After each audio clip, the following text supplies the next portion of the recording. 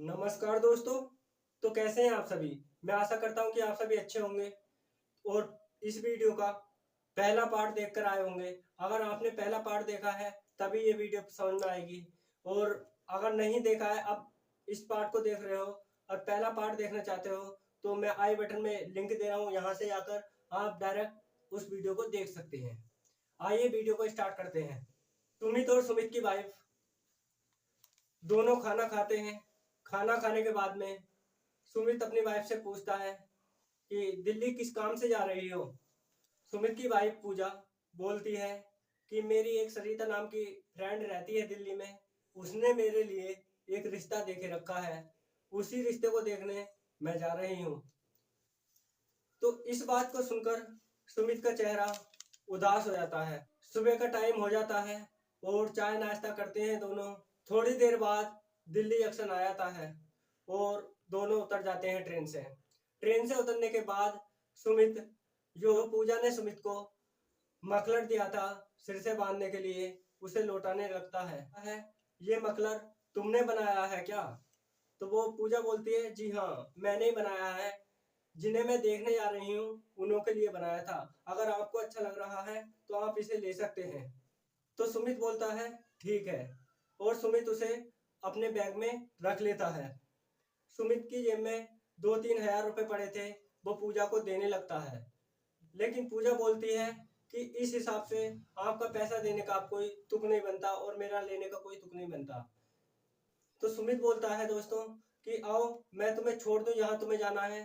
तो पूजा बोलती है कि मेरी फ्रेंड सरिता आने ही वाली होगी। तो दोस्तों, सुमित और पूजा एक दूसरे को देखते हैं और दोनों बहुत ही उदास हो जाते हैं। सुमित अपने घर की साइड निकलने लगता है और जैसे ही सुमित निकलता है एंड उसके तुरंत बाद पूजा की फ्रेंड सरिता पूजा के पास आ जाती है और बोलती है पूजा से कि कैसा रहा सफर, और सफर में कोई परेशानी तो नहीं हुई। ये सब उससे पूजा से पूछती है। पूजा बोलती है कि सफर तो सरिता मेरा अच्छा रहा। जो मेरा तलाकशुदा पति था वो ट्रेन में भटकते भटकते मेरी सीट पर आ गया और उस पर टिकट विकट भी नहीं था।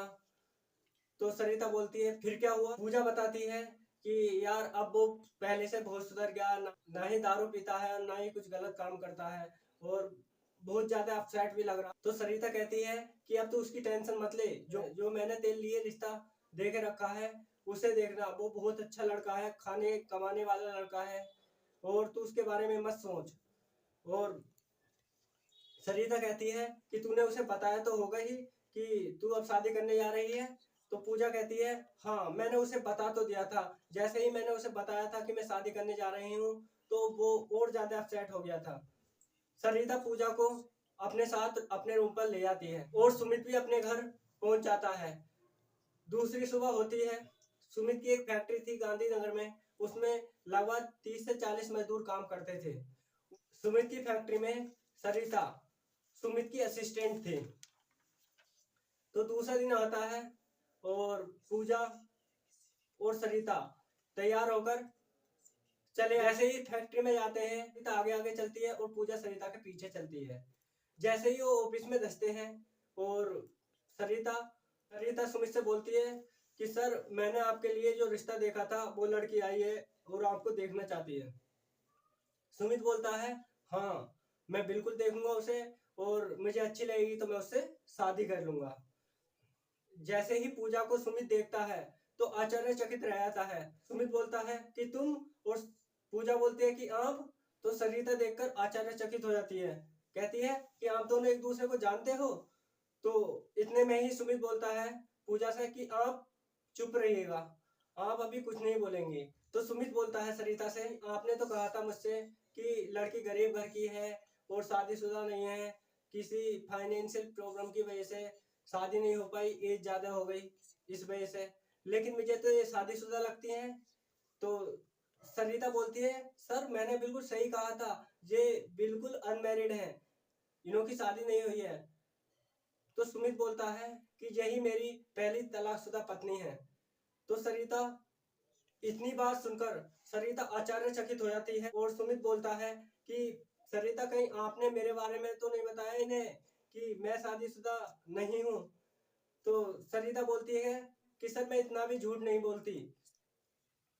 तो सुमित पूजा से बोलता है कि देखो, ये सरिता जो है हमारे लिए एक भगवान का रूप है जो हमें अब मिलाई है।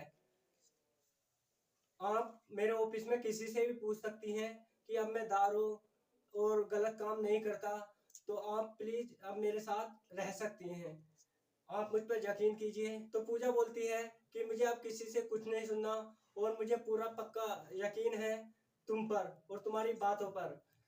तो इतना कहकर दोनों की आंखों में खुशी के आंसू आ जाते हैं और दोनों एक दूसरे से गले लगते हैं। तो दोस्तों, कैसी लगी आपको ये कहानी? अगर कहानी अच्छी लगी हो तो चैनल को सब्सक्राइब करें और वीडियो को लाइक